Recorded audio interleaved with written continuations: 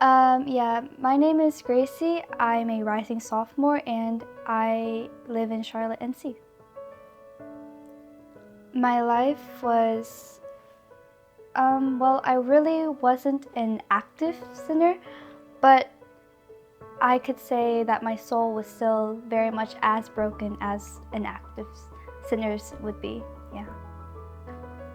Well, my dad is the pastor, of the church that the youth conference was happening in, so that's how I knew. But I decided to attend because I kind of had to. But my friends were kind of excited for it, and so was I, so I decided to go. I would say on the first night when Pastor Samuel was preaching about the prodigal son and his story of his own argument with his father, and how when he went out of anger out of his house, and then he felt guilty, so he came back really late at night, and to his surprise his father was still there waiting for him, not because he was mad, but because he loved him and he just wanted to make sure he was safe. I remember it quite vividly, and it was when everyone was just praying for each other. And this happened on the first night, even though the first night was more of an introduction, but still that night was really powerful, just like all the other nights. And I feel like everyone was just sad that it was only 3 nights. Everybody wished it would be a little longer, but I remember that feeling when everyone was just praying for each other.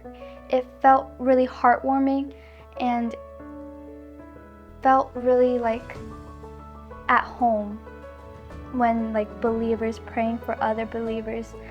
That was just an amazing experience that I hope I'll experience again.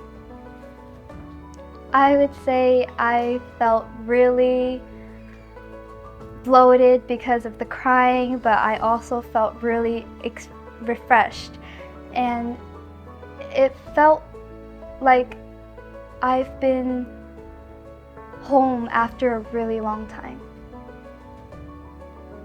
And after, I immediately wanted to get baptized, and I told my father that like many times. And I also feel like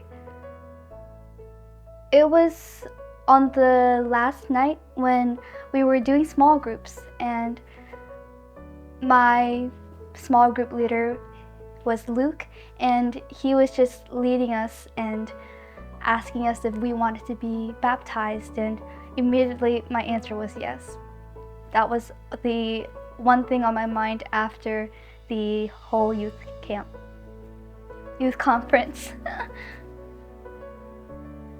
I feel like after the conference, my relationship, it was really on fire. And I know, after a youth conference or a youth camp or things like that, it usually is on fire, and then after a while it fades away. But this one, I could feel like it was never fading away.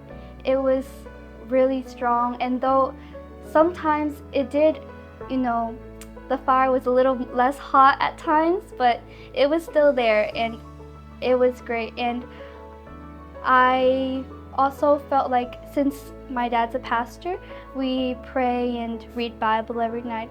Before, it used to feel like a chore, but now it's something that I want to do instead of what I had to do. And I got the privilege to be baptized. I told my dad that a lot, and he wanted to really make sure that I was really ready. But he saw through my growth, and he saw through my spiritual growth and just how differently I was living. He could tell that I was really changed through the power of Jesus Christ. I would say to don't be too hard on yourself after you sin, because God forgives us when we ask for forgiveness. But I'm not saying to take God's grace as an advantage to sin, But the reality is, when we do sin, God is waiting for us with open arms. So when you do feel like you're so wrong for sinning, I just want you to know that God just wants you to come back.